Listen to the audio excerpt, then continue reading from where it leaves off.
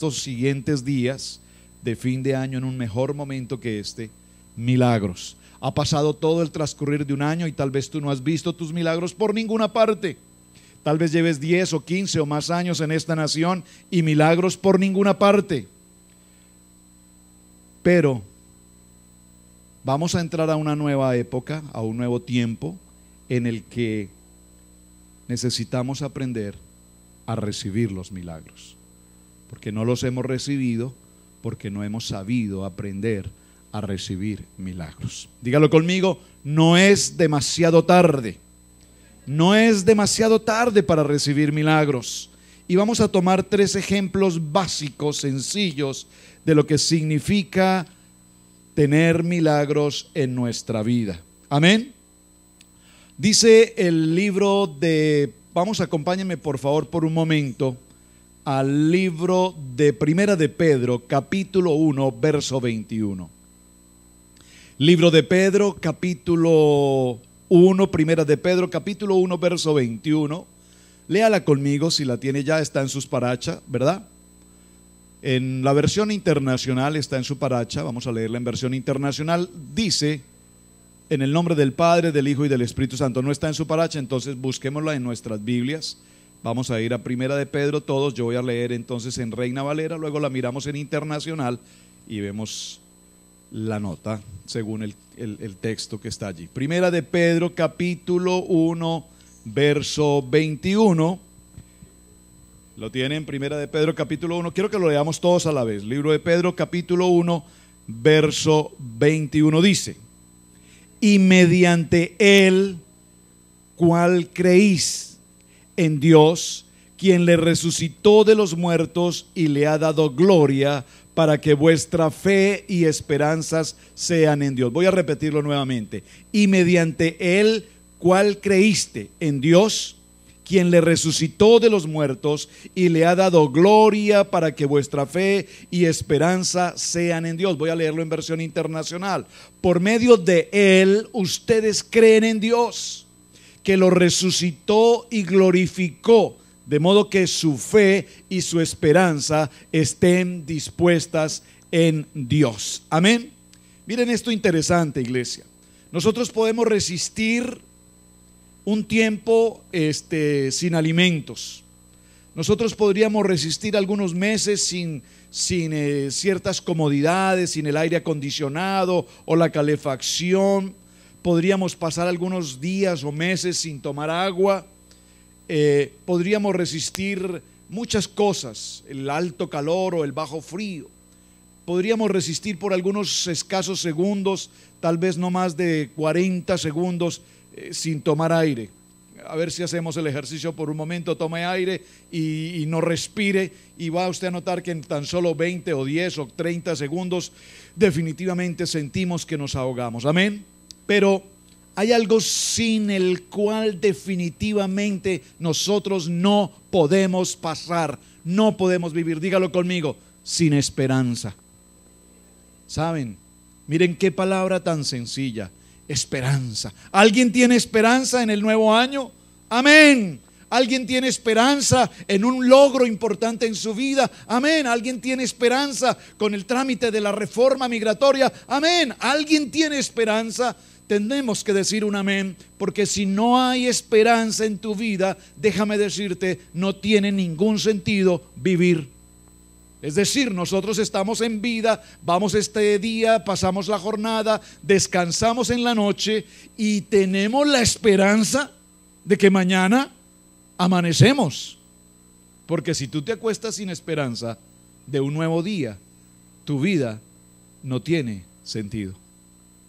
Nadie se acuesta en la noche esperando no amanecer al día siguiente, ¿o sí? Porque si eso fuera así, lo mínimo que uno podría hacer al dormir sería orar. Y muchos de ustedes se acuestan sin ni siquiera orar.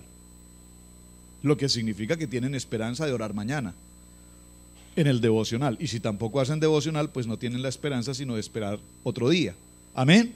Ahora bien, la mayoría de las personas no entienden el concepto, por favor, iglesia, de lo que es la esperanza. escúchame, esperanza no son expresiones de deseos que nosotros tenemos para el futuro. No confundamos esto. Vamos a definir hoy dos aspectos importantes. Uno, ¿qué es la esperanza? Amén. Y el otro, ¿qué es el optimismo? Que era lo que compartíamos un poco también en la escuela dominical. La gente es optimista. Miren, yo estoy muy optimista porque voy a recibir un empleo nuevo. Estoy muy optimista porque sé que va a llegar un gran cheque de los taxes. Eso se llama optimismo. Eso no es esperanza, ni siquiera es fe. Hay dos conceptos que vamos a desarrollar en esta mañana: esperanza y optimismo. La esperanza, iglesia, no son castillos en el aire. Amén. Necesitas esperar día a día algo que Dios va a hacer en ti. Vimos esta mañana en la enseñanza con la pastora Pili que aún los grandes héroes de la fe murieron sin recibir lo que había sido prometido. Es decir, que ellos murieron en esperanza. Pero la esperanza continúa, la esperanza permanece. Dígalo conmigo: la esperanza no es optimismo. ¿Usted me está entendiendo lo que estoy tratando de explicar? Vamos a desarrollarlo. El optimismo, hermanos, es psicológico. El optimismo es psicológico. Hoy se nos está predicando evangelio optimista. Soy un campeón, tú puedes, sigue adelante, tú puedes, sigue adelante, tú puedes. Eso es optimismo. Pero la palabra dice: esfuérzate y sé valiente. No temas ni desmayes, porque yo, Jehová, estaré contigo. Eso es esperanza. El optimismo es algo psicológico, mientras que la esperanza es algo de Dios, es teológica. Esto es tremendo. Usted podría notarlo en algún punto por allí. El optimismo es algo psicológico, mientras que la esperanza es algo que viene de Dios. El optimismo es tener confianza en ti mismo. Yo tengo la confianza de que yo lo puedo hacer. Traigo a mi memoria en este momento un recuerdo de niño, 5 o 7 años, en un lugar donde había nacido mi padre. Para entrar a la casa de mi padre o a la finca de mis padres o de mi padre paterno, había que llegar, llegábamos a la carretera, descendíamos por la falda de una montaña hasta el río y había que cruzar el río de un lado a otro, luego subir la montaña hasta llegar a su casa, una casa muy grande, un terreno muy lindo, muy bello, lleno de frutas, una finca de frutales muy bella.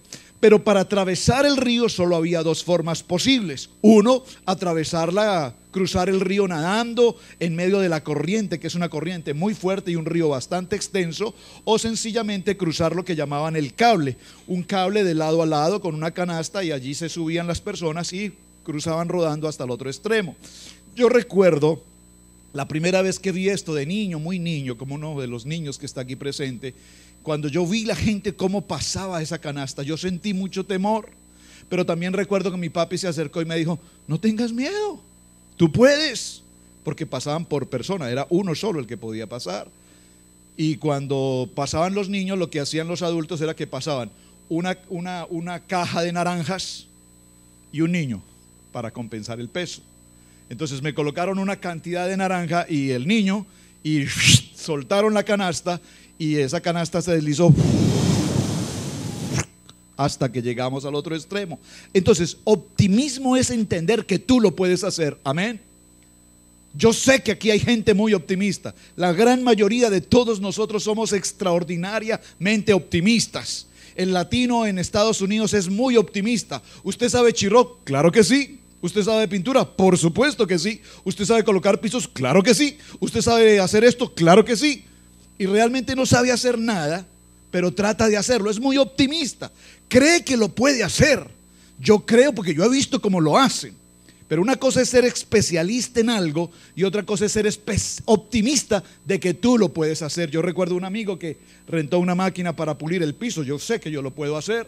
Y rentó la máquina muy moderna en Lowe's, una máquina extraordinaria. Y cuando empezó a pulir el piso, la máquina empezó a profundizar la madera y la perforó y destrozó toda la madera. Pero él se sentía optimista, él creía que lo podía hacer. Optimismo es creer que tú lo puedes hacer, mientras que esperanza es entender que Dios lo puede hacer por mí. Amén, ¿están aquí? Esperanza es entender que Dios lo va a hacer por mí. Amén. Ahora bien, espero que tengas presente entonces que la esperanza siempre será una realidad. Y la realidad es que cuando Dios está en control de tu vida, entonces podemos decir que hay esperanza. Yo creo que tengo que repetir esta frase. Estoy apenas haciendo una introducción al tema hoy. Y necesito ser muy claro en este punto. Esperanza es creer que Dios tiene el control sobre mi vida. Por lo tanto, yo en muchas ocasiones he preguntado, ¿viniste a este país por optimismo o viniste a este país por esperanza? ¿Y cuál es la diferencia, pastor? La diferencia es que si tú viniste a este país por optimismo, viniste porque a ti te pareció que tenías que venir. Pero si tú viniste a este país por esperanza, viniste porque sabes que en este país Dios está contigo. La gran mayoría de las gentes que nosotros vemos en esta nación, a diestra y a siniestra, todos están en este país por optimismo. El sueño americano, ganar dólares, overtime, full time, part time y hacer todo tipo de negocios, ilícitos o no ilícitos, lícitos o no. La gente quiere dinero, dinero. Son optimistas y se sienten muy favorecidos cuando logran alcanzar ciertas cantidades de dinero. Optimistas, pero están lejos de Dios. Lo han logrado en sus propias fuerzas. Y cuando lo logran en sus propias fuerzas todo se desvanece. Pero cuando nosotros logramos algo, y lo digo y lo repito y no me cansaré de decirlo por testimonio, estamos justamente en este momento, iglesia, ustedes lo saben, están ustedes sentados en una silla, en un local que por esperanza Dios nos entregó. Amén. Por esperanza Dios nos entregó este lugar. Por esperanza estamos en este sitio. No por optimismo, decir, ¡ay, qué gloria cuando tengamos un salón! No, por esperanza Dios nos lo entregó. Amén. Ahora bien, cuando nosotros caminamos en optimismo, nuestros planes se arruinan muy frecuentemente. Pero cuando nosotros caminamos en esperanza y el Señor tiene el control de nuestros planes y proyectos, entonces veremos la gloria de Dios haciendo algo extraordinario sobre nosotros. Amén. Por favor, tengan presente esto. Vamos a hablar a partir de ahora de 3 personajes de la historia bíblica que nos van a mostrar optimismo o esperanza. Amén. La primera de ellas va a ser María Magdalena, un ejemplo de esperanza combinado con optimismo. Luego veremos a Mateo, un seguidor, discípulo de Jesús, con incredulidad en su corazón. Perdona, a Tomás, discúlpeme, a Tomás.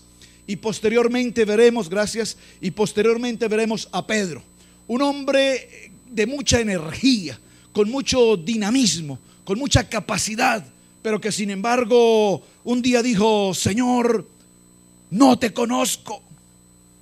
Y le dijo el Padre: Jesús, ¿me negarás, Jesús? Pero ¿cómo crees, Señor? Estaré dispuesto a ir hasta la tumba contigo si es necesario.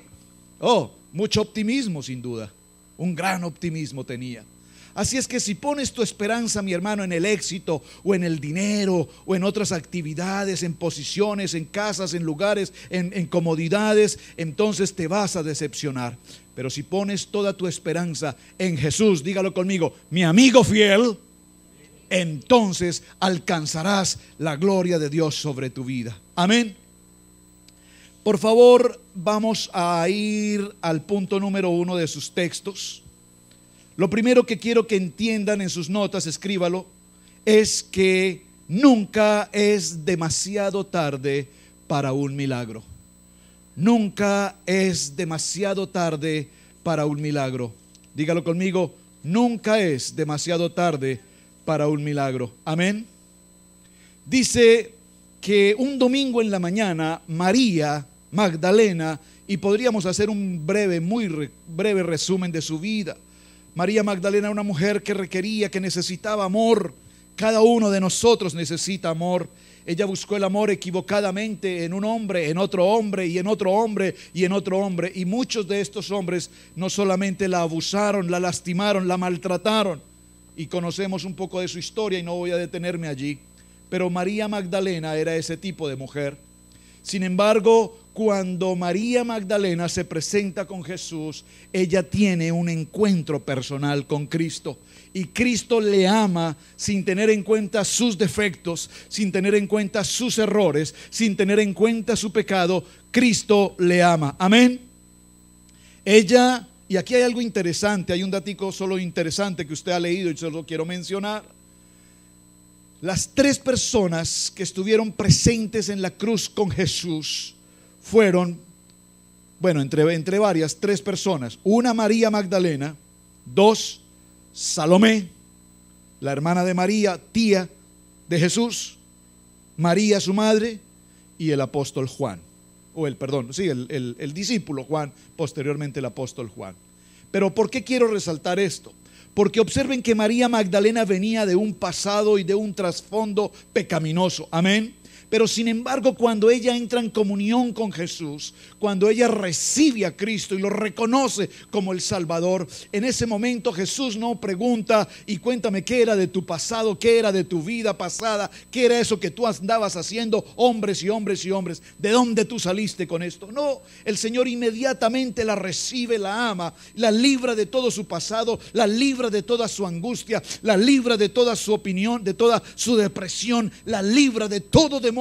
Y dice la palabra que 7 espíritus inmundos que habían en ella fue libre. Dígalo conmigo: cuando yo recibo a Cristo, soy libre. Por favor, iglesia, vamos a repetir esto porque es demasiado profundo. Cuando yo recibo a Cristo en mi corazón, soy libre. Entonces, iglesia, yo quiero saber, ¿hay alguien libre en este lugar? En mi vida no puede haber pasado que me atormente. En mi vida no puede haber acusación que me juzgue. En mi vida no puede haber calumnia que me traiga malas circunstancias o depresión. Porque yo veo rostros en algunos momentos angustiados, deprimidos. Veo en sus rostros lágrimas. Veo temor, veo depresión, veo frustración, veo decepción en muchos de ustedes. Como dijo la hermana Pili esta mañana, cuando yo los veo entrar a este salón, inmediatamente veo su condición espiritual, qué tan íntimos están con Cristo o no. Y eso significa, iglesia, que tenemos desesperanza. Estamos en angustia, estamos en temor, estamos a la expectativa de qué será mañana. Y veíamos este día acción de gracias: por nada estéis afanosos, porque el Señor tiene todo bajo el control. En la mañana del día domingo, al tiempo de la muerte de Jesús en la cruz del Calvario, María se levanta muy temprano y ella va casi que a oscuras aún, dice la Biblia, a ese lugar donde había sido puesto el cuerpo del Señor. Y estando allí llorando y llorando profundamente en este sepulcro, mientras ella lloraba, se inclinó para mirar dentro del sepulcro y vio en aquel lugar a 2 ángeles. A 2 ángeles vestidos de blanco, sentados donde había estado el cuerpo de Jesús, uno a la cabecera y el otro a los pies. ¿Por qué lloráis? ¿O por qué lloras, mujer?, le preguntaron los ángeles. Es que se han llevado a mi Señor y no sé dónde lo han puesto, respondió ella. Apenas dijo esto, volvió la mirada y allí vio a Jesús de pie, aunque no sabía que Él era. Escúchame, ella ve a Jesús ahí de pie, pero no sabía que era Él. Porque cuando estamos en desesperanza, cuando estamos en angustia, cuando estamos en temor, en frustración, en depresión, vemos a Jesús y no sabemos que es Él. Es decir, estamos en oscuridad. Esto es muy fuerte, hermanos. Venimos a la iglesia, sabemos de Jesús, le conocemos a Jesús, le tenemos en nuestro corazón, pero cuando estamos en desesperanza, observen lo que está pasando aquí. María Magdalena, dice la primera parte del texto, estaba llorando totalmente desconsolada. Lloraba con dolor profundo, amargo, desesperación total. Jesús ha muerto. Ella vio con sus propios ojos el momento específico en el cual el soldado atravesó la lanza en su costado y hasta la última gota de sangre salía del cuerpo. Esta mujer María en el sepulcro lloraba hasta la última gota de sus lágrimas. Y sin embargo tenía a Jesús frente a él y ella no lo reconoció. Hagámonos una pequeña reflexión en este punto.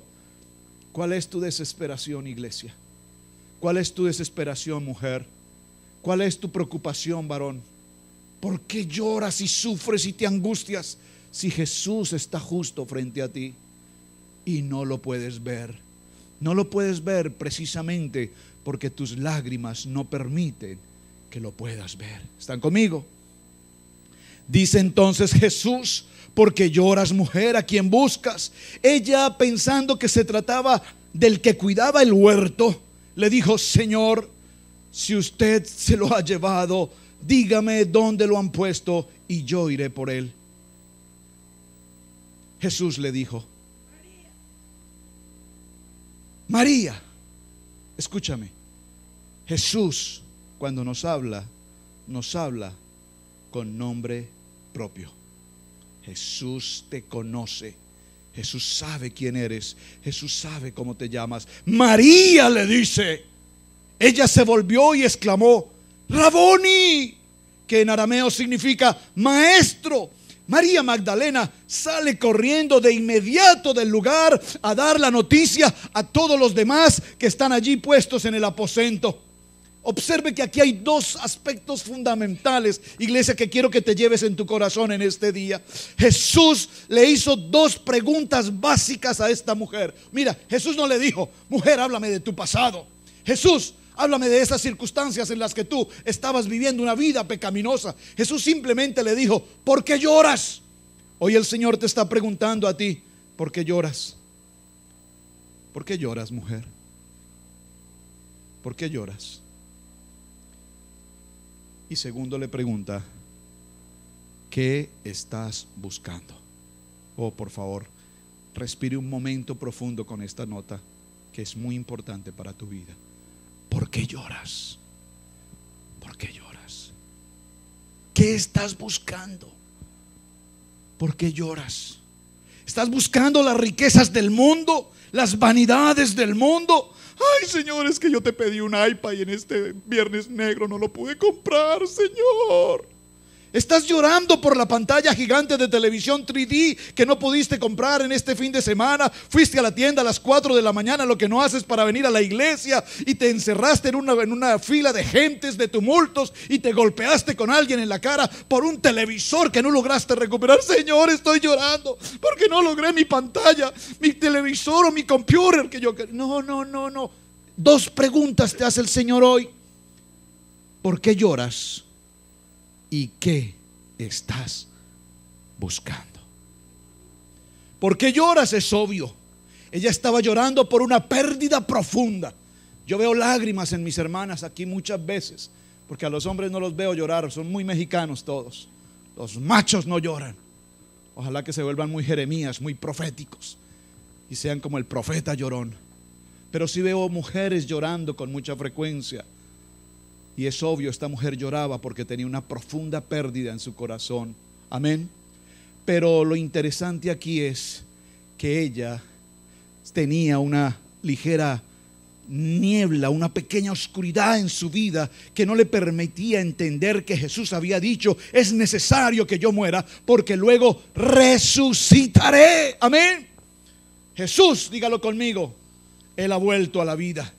Así es que cuando estás de luto, o has tenido alguna pérdida, o estás pasando por una circunstancia difícil, posiblemente no pienses con claridad. Escúchame que esto es muy importante, por favor. Cuando tú pierdes un empleo, cuando pierdes a un familiar, a un hijo, a un esposo, una esposa, posiblemente nosotros no pensemos con ninguna claridad, no vemos con claridad. Hay como una nube que nos corta la visión, se limita nuestra perspectiva. Amén. Y recuerda esto: Él siempre te llamará por tu nombre. Lo primero, dígalo conmigo: nunca es demasiado tarde para un milagro. ¿Estás esperando un milagro? ¿Estás esperando un milagro? Nunca es demasiado tarde para un milagro. Nunca es tarde, jamás, para un milagro que Dios va a hacer. Dice la palabra en Lucas 18:27: lo que es imposible para los hombres es posible para Dios. Nada es imposible para Dios. Nada es imposible para Dios. Esta palabra imposible, por favor, si es posible, borren el imposible de su vocabulario. Estamos en espera de una reforma. Es imposible que eso pase. Los republicanos y los demócratas no se ponen de acuerdo. Borra esa palabra imposible de tu boca, porque en Cristo Jesús, dígalo conmigo, todo es posible. Dios es el Dios de los imposibles. Dios es el Dios de los imposibles. Dígalo conmigo, Dios es el Dios de los imposibles. ¿Por qué estás enojado? ¿Por qué estás decepcionado? ¿Por qué tienes aflicción en tu vida? ¿Has perdido a un amigo, a un familiar, a un ser querido? Recuerda que Cristo vive y Cristo está con nosotros. Amén. Ahora, primer punto. María Magdalena se sentía sin esperanzas. Nunca es demasiado tarde para un milagro. El segundo ejemplo que podemos traer en esta tarde es un hombre llamado Tomás, uno de los 12 discípulos. Vean que Tomás, contrariamente a lo que la gente cree, la gente siempre dice, es que Tomás es un incrédulo. Nadie se simpatiza con Tomás o con Judas. Es decir, uno prefiere, cuando tiene un hijo, uno prefiere llamarlo Bernabé o Santiago o Pedro o Juan, pero tú no le colocas a tu hijo Judas. Es difícil que alguien se llame Judas, ¿verdad? O cuando hablamos de Tomás, lo primero que decimos es Tomás el incrédulo. Pero escúchame, iglesia, esto es muy importante. No se trata de la incredulidad negativa de no creer, sino de la incredulidad de preguntar. Es mejor pecar por ignorancia, amén, y preguntar. Este era Tomás. Tomás era un hombre poético, era un hombre que conocía. Él caminó con Jesús. Él sabía las grandezas de Jesús. Pero Tomás tenía la particularidad de que él todo lo quería establecer. Él quería verificar cada circunstancia que estaba pasando. Este era un hombre pensador. Él quería echarle un vistazo más de cerca a cada circunstancia. Él quería creer, como dice un comercial o un programa por allí, ver para creer. Escúchame, él no era tonto. Él quería ver, él quería tener pruebas de lo que estaba pasando.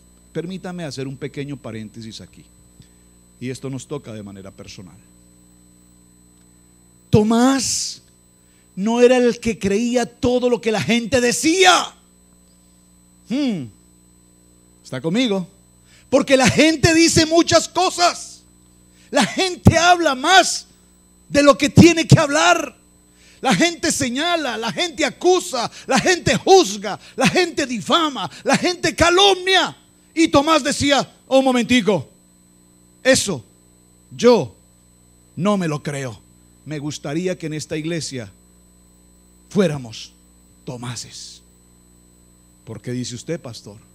Porque muchos en esta iglesia se creen todo lo que escuchan.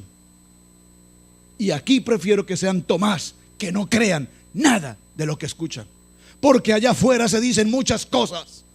O díganme que no, y yo sé que sus oídos han oído muchas cosas. Usted tiene que ser como un Tomás y decir, yo no creo en eso que están hablando, yo no creo en eso que están diciendo. Y como se lo pregunté alguna vez a alguien, dime tú qué dices que son los pastores.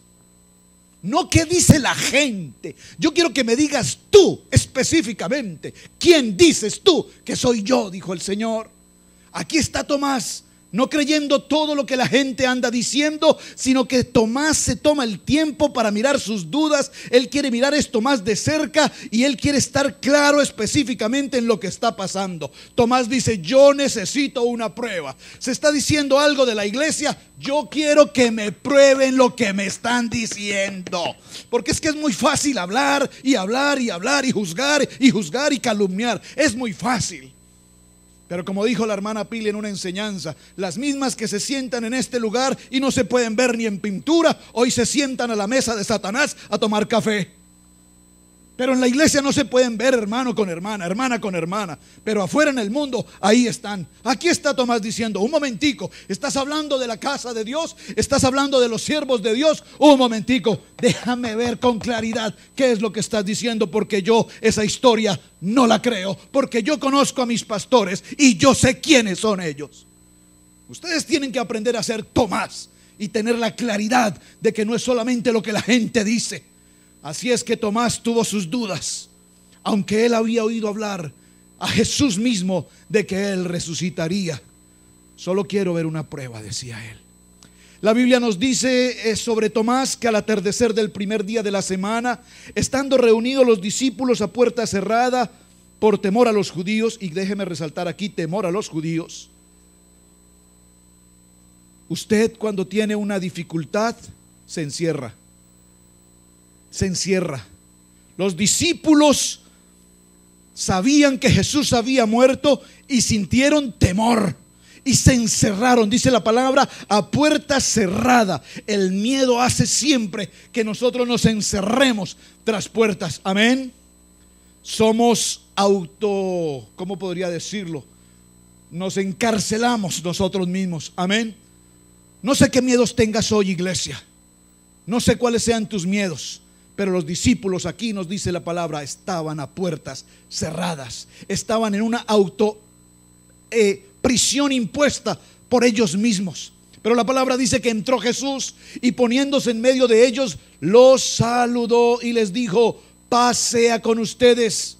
Dicho esto, les mostró las manos y el costado donde había sido herido por la lanza. Y al ver el Señor, los discípulos se alegraron. Escúchame, Tomás, el que se apodaba el gemelo y que era uno de los 12, no estaba con los discípulos.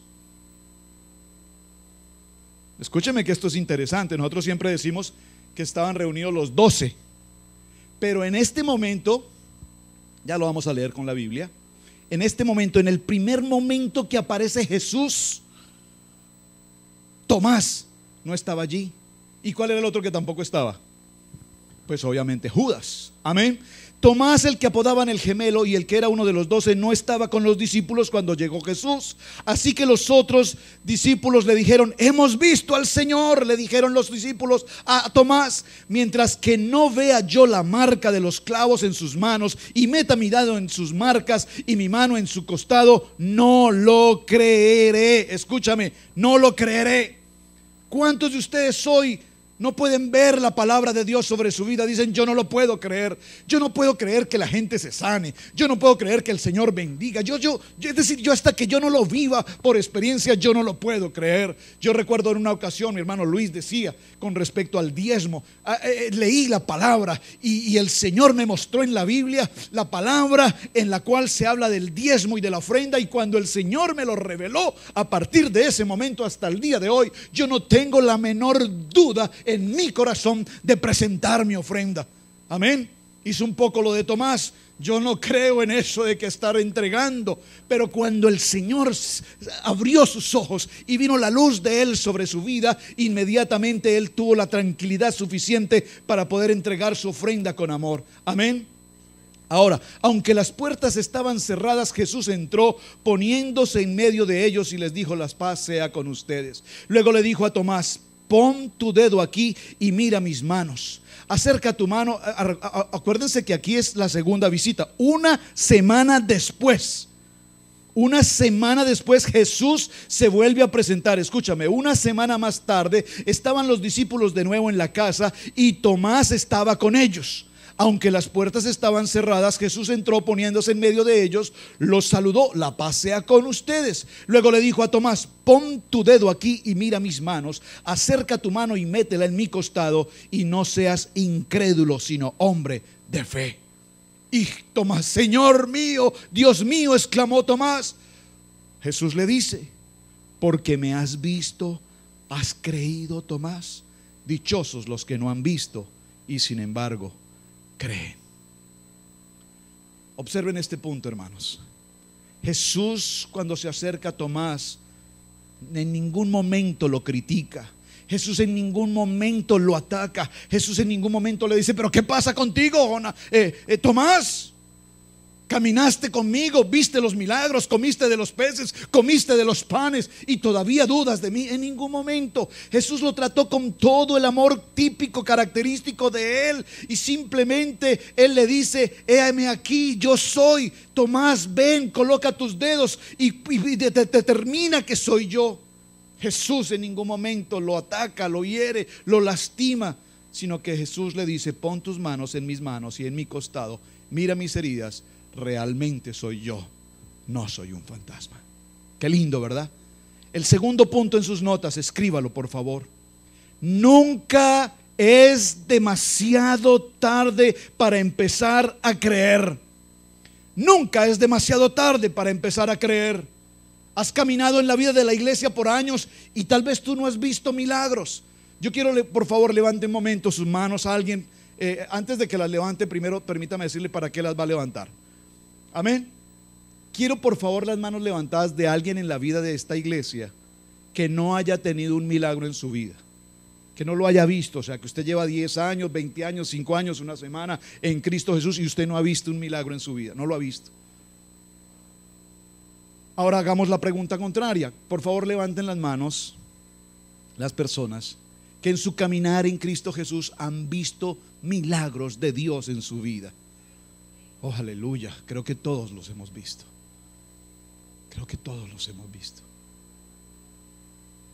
Y sabemos que fue Jesús el que produjo ese milagro. Amén. Miren, hermanos, la fe en Cristo Jesús es como un músculo. Yo recuerdo a mis hijos, ya no tanto hoy, pero recuerdo que, por ejemplo, Sebastián, él todos los días 6 de la mañana estaba en el deck o en el garage y haciendo gimnasia y pesas y pesas y pesas y una cosa y la otra, y se iba en bicicleta y hacía ejercicio y luego regresaba al cuarto, al baño, y él estaba todo tiempo mirando su six pack y su six pack y su six pack, y ahí veía a David siguiendo sus pasos y él se mira y ahí tiene su 8 pack y miren al papá y el papá tiene su 12 pack y algunos un poquito más de 12, así es que no se rían tanto de mí, pero todos con su six pack. Así es la fe, hermanos. La fe es un músculo. La fe necesita trabajo diario. La fe necesita ejercicio. Y la única manera de que el músculo de la fe se active y se haga fuerte y se vuelva, que lo puedas mostrar, ¿cuál es? ¿Cuál es la única forma que tú tienes para que tu fe se incremente? Les voy a dar una respuesta. Tengo noticias, dice la hermana Pili. La única manera como tu fe se activa es pasando por pruebas.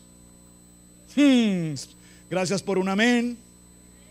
Porque la única manera para que tu fe sea fuerte es pasar por pruebas fuertes, de tal manera que en medio de la crisis, en medio de la adversidad, en medio de la prueba, la angustia, el dolor, ahí tu fe estará fortalecida y Jesús sabrá de qué clase de madera estás hecho.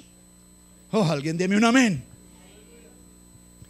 No basta solo con cantar, no basta solo con decir. Es necesario morir, dice la palabra. Morir a tu ego, a tu vanidad, a tu yo, a tu optimismo, a tu meditación de nueva era. Gloria a Dios, cubro la iglesia con esta palabra. Pero la gente hoy está visualizando. Dijo un predicador alguna vez en uno de sus textos: si estás esperando un vehículo, sueña con el vehículo, embarázate del vehículo, el color del vehículo, el año del vehículo, decláralo, embarázate y lo verás. Yo no me estoy refiriendo a esa clase de fe, porque eso no es más que un optimismo mental. Yo te estoy hablando de la fe en Cristo, que dice: todo lo puedo en Cristo porque Él me fortalece. Y nosotros somos más que vencedores en Cristo Jesús. Nosotros no somos vencedores en optimismo en Cristo. Nosotros somos vencedores en la fe en Cristo. Yo quiero ver, dijimos este fin de semana: regocijaos, iglesia, regocijaos, por nada estéis afanosos. Hoy quiero decirles: sean felices. Empieza por fe. felicidad empieza por fe. Sean felices. Para que puedan ser felices, necesitan empezar a tener fe. Amén. La fe es un músculo, repito, que necesita ser tratado permanentemente.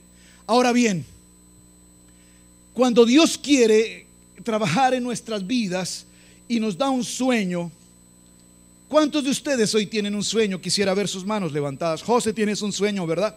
Un gran sueño. Sé que sí, hermana, todos tenemos un sueño. Si alguien aquí, no que tengan sueño, porque yo ya he visto algunos cabeceando, no que tengan sueño, sino que tengan un sueño, un anhelo, una expectativa de vida, un alcanzar una meta. Por favor, cuando usted tenga metas y sueños, no piense en las cosas pequeñas de la vida. Piensa en los imposibles, es decir, algo que tú no puedes hacer, para que sea Dios el que obre. Esto me recuerda a unas olimpiadas, en los Juegos Olímpicos, el lanzador de jabalina. Un joven a los 19 años tomó la jabalina en unas olimpiadas, y cuando lanzó la jabalina, no sé la estadística, tal vez alguien me corrija, pero voy a decirlo simplemente en algo simbólico, lanzó 100 metros la jabalina, nuevo récord mundial. 100 metros de jabalina. Al siguiente año vienen nuevamente los 2 o 3 años siguientes las olimpiadas. Ahí está este joven, ya no tiene 19, ahora son 21 años. Toma la jabalina y lanza la jabalina, y ahora el récord mundial, 130 metros. A los 10 años después está este joven que ahora tiene 35 años, lanza la jabalina y nuevo récord mundial, 145 metros. ¡Wow! Es impresionante. Cada evento, cada año este hombre lanza más lejos, pero llega a la edad de los 70 años, años después, y allí está concursando un hombre de 70 años en las olimpiadas, compitiendo contra jóvenes de 19. Lanza el lanzador de 19 años su jabalina y a duras penas alcanza 110 metros. Pero allí está ese hombre de 70 años, muy desgastado su cuerpo, pero está tomando la jabalina, se acerca a la línea, lanza su jabalina, nuevo récord mundial, 210 metros de distancia. Es increíble cómo este hombre, entre más años y más anciano se ha hecho, la jabalina va más lejos por encima de los jóvenes, y la gente se impresiona. ¿Cuál es el secreto? ¿Cuál es el misterio? Y le pregunta a un periodista: usted tiene que explicarle a la humanidad, entre más anciano es usted, su jabalina va más largo. Y él dice: yo no tengo ningún secreto. Cuando yo lanzo la jabalina, yo siempre miro hacia el sol, y cada vez que la lanzo más fuerte, porque mi sueño y mi meta está alcanzar el sol. ¿Alguien lo captó? La mayoría de los que lanzan la jabalina quieren alcanzar el récord mundial, 110, 120, 180. Él no quería el récord mundial, él quería llegar a lo más lejos, a la distancia, al infinito, al sol. Y cada vez se esforzaba más. Con esto te quiero decir cuál es tu sueño. Tu sueño no lo limites. Ay, yo quiero entrar al college. Ay, qué lindo. No.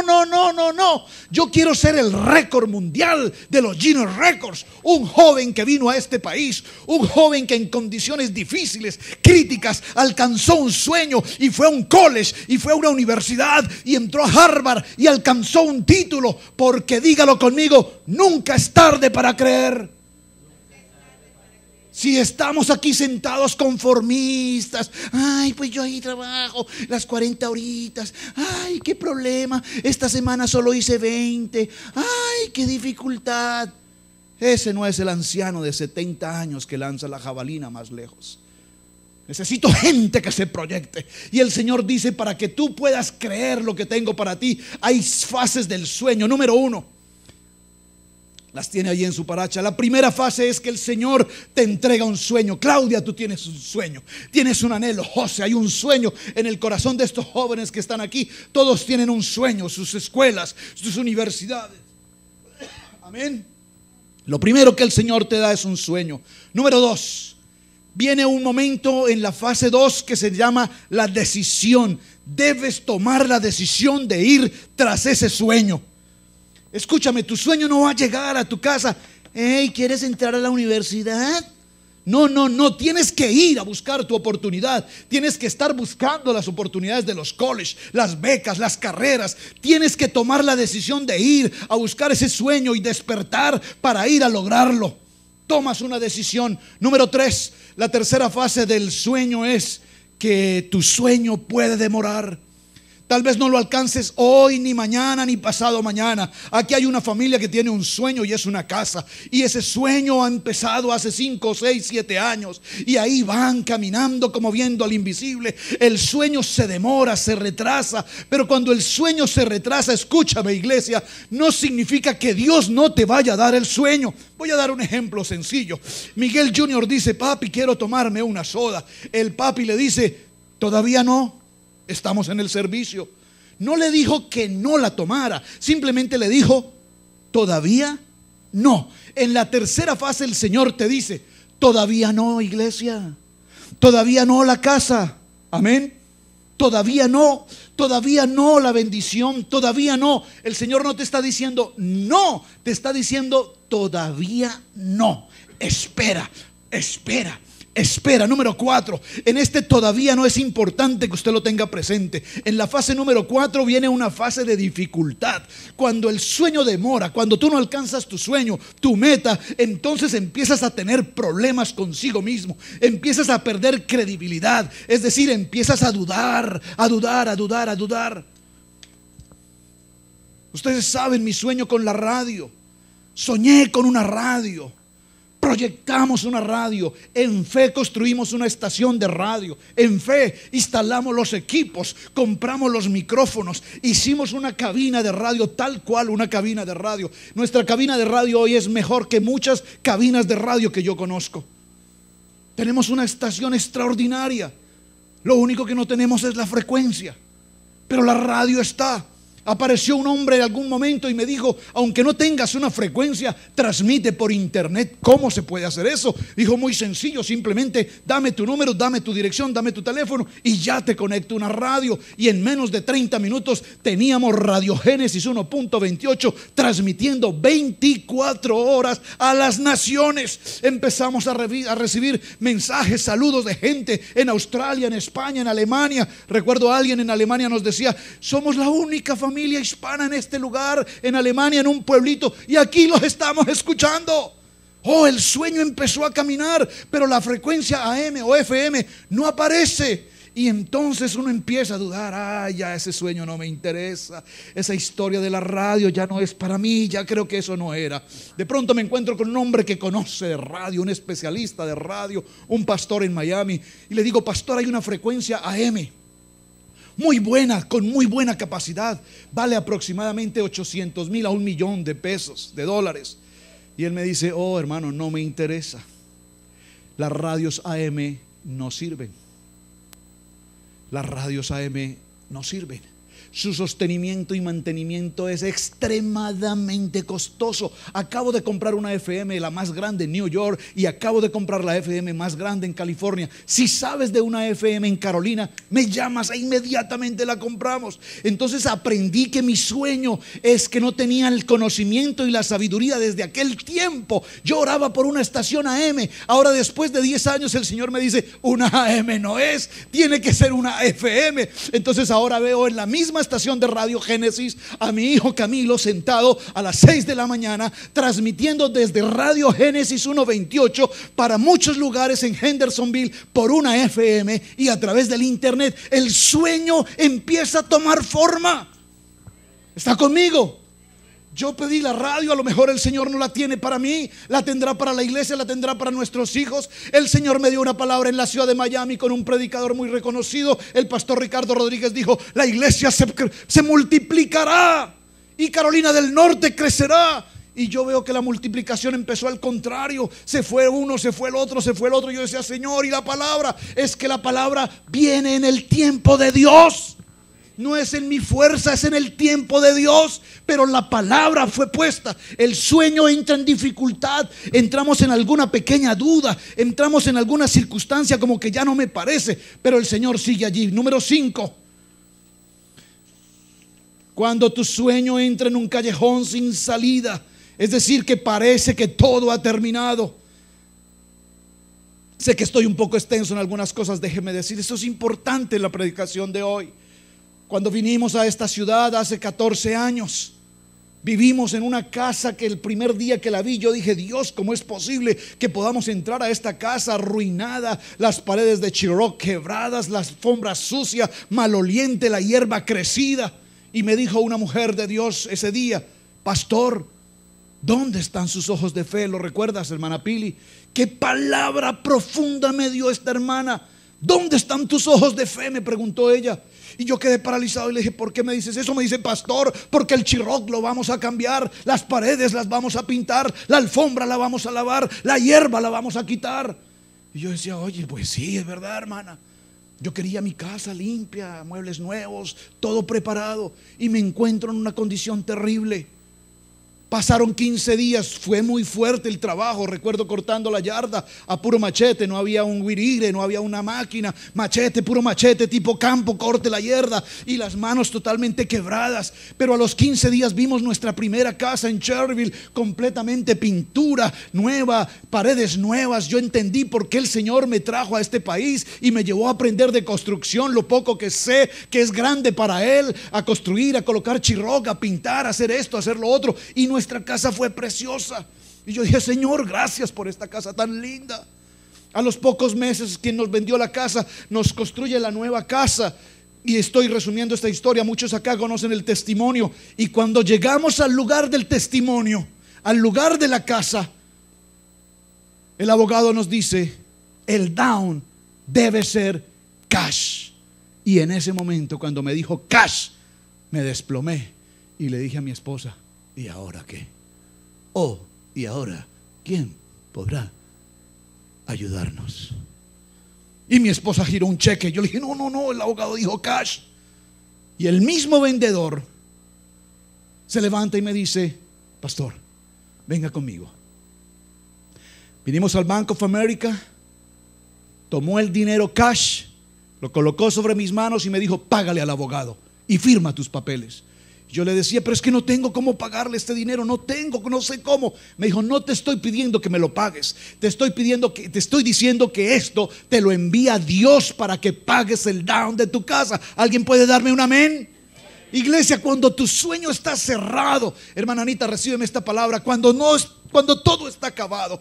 La mujer María Magdalena llegó a la tumba. Ella sabía que Jesús había muerto, ella lo vio morir.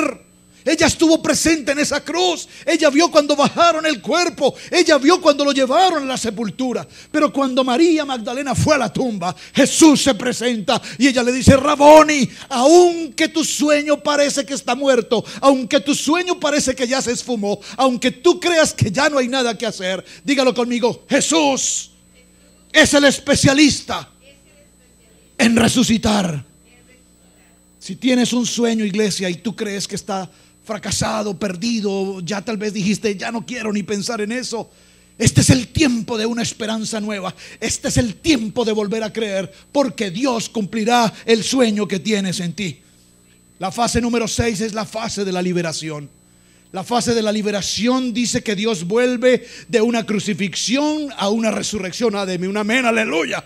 Jesús había muerto, pero ahora ha resucitado. Jesús había muerto, pero ahora Cristo vive. Dígalo conmigo: Cristo vive. Cristo vive.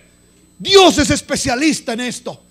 Tu fe ha fallado, tu fe ha estado escasa, tu fe se ha disminuido. Déjame decirte que nunca es tarde para creer, porque siempre es tiempo de volver a empezar. Amén. Y número 3, para cerrar en esta historia, ¿qué tal si hablamos brevemente de un hombre llamado Pedro? El más famoso tal vez de los 12 discípulos, seguidores de Jesús. Pedro, un hombre con una capacidad extraordinaria, un hombre tomador de riesgos, un hombre que tenía creatividad, energía, que hubiese podido ser tal vez un extraordinario empresario. Pero aquí estamos viendo a un Pedro muy seguro de sí mismo. Jesús, que nada de esto te acontezca, porque si es necesario, yo moriré contigo. Y Jesús tan solo lo mira y le dice: Jesús, Pedro, cuida lo que hablas, cuida lo que hablas, porque me negarás antes de que el gallo cante 3 veces. Estábamos en un local en Asheville. Los hermanos me decían: pastor, movámonos a otro lugar, queremos otro lugar, queremos otro lugar y queremos otro lugar.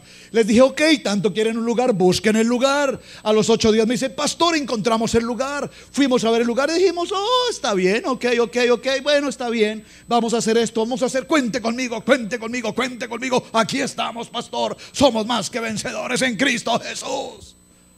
Nos pasamos al lugar muy contentos con el lugar, acondicionamos el lugar, estaba bien, pero yo sentía dentro de mi corazón que algo no marchaba bien, porque el que había firmado el contrato era yo y el que tenía el Social Security era el mío, no el de ellos.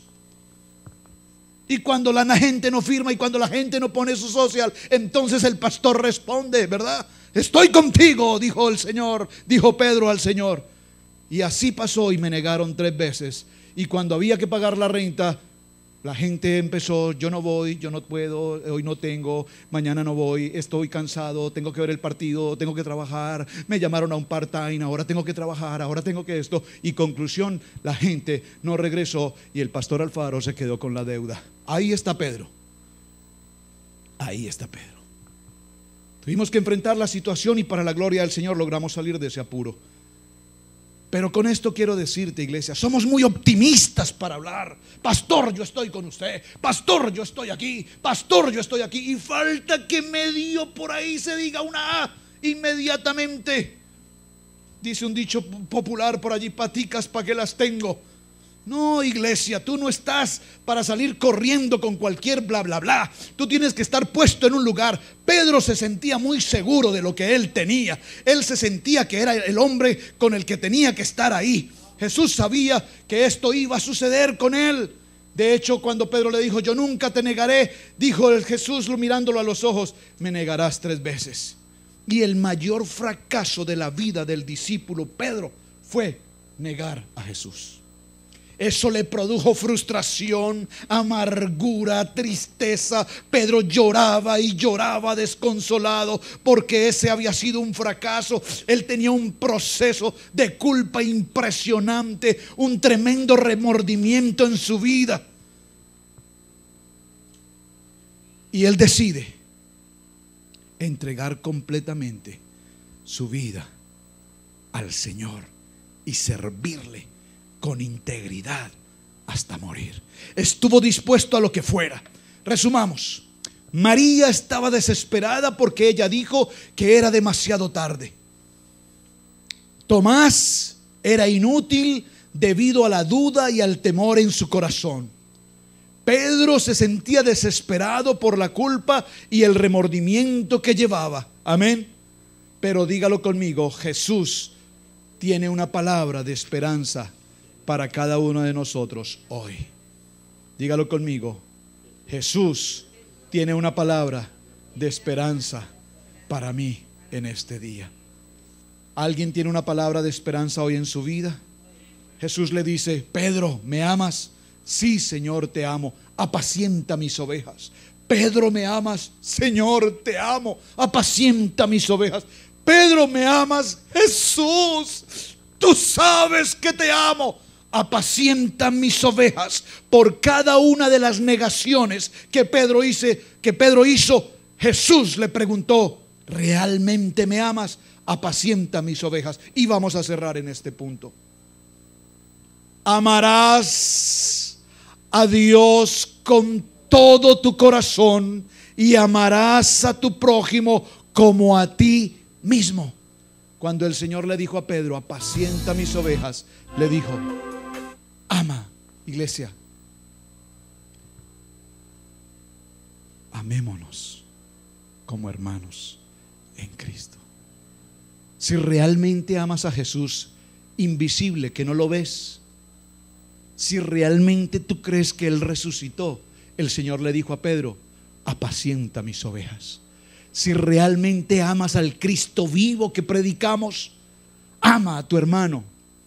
No más, iglesia, mi hermano no me simpatiza. Mi hermana no me cae bien, el hermano no me saludó, comió chicle y no me dio. Déjense de pequeñeces. No permitan que el enemigo les robe su paz y su bendición. Porque tú amas a un Cristo vivo. Y si amas a un Cristo vivo, dice esta palabra: amarás a Dios con todo tu corazón y amarás a tu prójimo como a ti mismo. Estemos en pie, iglesia. Nunca es demasiado tarde, en su última nota en sus paracha, para empezar de nuevo. Nunca es demasiado tarde para empezar de nuevo. Pedro se sintió tan frustrado y tan profundamente agobiado con lo que el Señor sabía que él iba a hacer, que él un día tomó la decisión de volver a empezar de nuevo. Iglesia, ¿cuánto tiempo llevas tú en la vida del evangelio? ¿Una semana, un año, 10 años más? No. No es la antigüedad de lo que lleves aquí. Es que realmente tu corazón, hoy en tu corazón, realmente tú tienes el amor de Cristo por otra persona. La manera como Dios prueba nuestra verdadera fe es el amor por mis hermanos. Y esto que les estoy diciendo, hermanos, es muy duro. Es extremadamente difícil. Suena fácil decirlo, pero amarás al Señor tu Dios y amarás a tu prójimo como a ti mismo. Aquel que te juzgó, te acusó, te señaló, te criticó, te calumnió, te murmuró, a ese tenemos que aprenderlo a amar. Y estoy hablando para mi corazón, y espero que esta palabra esté llegando a tu corazón. Aprende a amar a aquellos. Es muy fácil, para mí es muy fácil amar al hermano Luis. Para mí es muy fácil amar al hermano Miguel, al hermano Javier, al hermano Félix. Cada uno de ustedes, para mí es fácil amarlos, los conozco en Cristo Jesús. Nunca hemos tenido diferencias de opinión, nos conocemos, nos saludamos. Qué bueno, hermano José, bienvenido. Te amamos en el amor de Cristo. Pero basta que uno de nosotros medio nos mueva un poquito el piso y ahí el amor de Dios se cayó al piso, porque no lo queremos ver ni en pintura, ni que se me cruce por el camino, porque se acordará quién soy yo. Ese no es el cristiano, ni ese es el testimonio que Cristo nos pidió que diéramos. En la iglesia de Jesucristo aprenderemos a amar. Yo siempre me pregunto esto: veré con mis ojos pasar por esa puerta a muchos que se han ido y han criticado la iglesia. Y el día que pasen por esa puerta, mi esposa, mis hijos y yo seremos los primeros en abrazarlos con el amor de Cristo y darles la bienvenida a esta casa. Porque de lo contrario no podríamos estar aquí al frente. Y esto que les estoy diciendo es difícil, porque lo estoy diciendo delante de mi Padre Celestial. No es para que suene bonito, no es para darle final a un servicio y decir ay qué bonito estuvo. No, porque el Señor confrontará lo que con mi boca estoy diciendo. El Señor lo confrontará. Y hemos tenido que hacerlo una y dos y muchas veces. ¿Y cuántas veces tenemos que hacerlo? Hasta 70 veces 7. Es decir, que hay mucho camino por recorrer. Padre, te damos gracias en esta tarde. Perdónanos, Señor, por nuestra falta de fe, nuestra incredulidad o nuestra soberbia. El sentirnos autosuficientes de hacerlo todo, de creer que todo lo podemos hacer y saber que sin ti nada podemos hacer. Señor, sin ti no podremos ir a ningún lugar. Te necesitamos, Señor. Permítenos nacer de nuevo cada día, confesar con nuestros labios que tú eres el Señor de nuestra vida, Dios. Que tu preciosa sangre no fue desperdiciada en esa cruz, sino que con tu preciosa sangre hemos sido lavados de toda nuestra inmundicia. Perdónanos, Dios, y permítenos amarte con todo nuestro corazón y amar a nuestro prójimo como a nosotros mismos. Señor, como al apóstol Pablo, había un aguijón en su carne. Y nosotros tenemos aguijones por muchas partes. Pero sabemos que esos aguijones están puestos precisamente para que no nos olvidemos del amor de Cristo. Del amor que todo lo vale.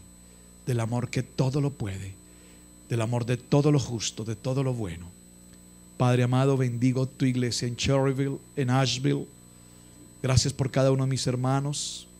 Gracias por el privilegio que nos concedes de estar en esta casa. Y gracias, Señor, porque en el hueco de tu mano nos sostenemos. En el nombre poderoso de Cristo Jesús. Y todos damos un amén, amén y amén. Hermana Pili, por favor. Muchas gracias, hermanos. Dios me los bendiga. Espero que hayan recibido una palabra poderosa de fe para este nuevo comienzo de fin de año. Amén.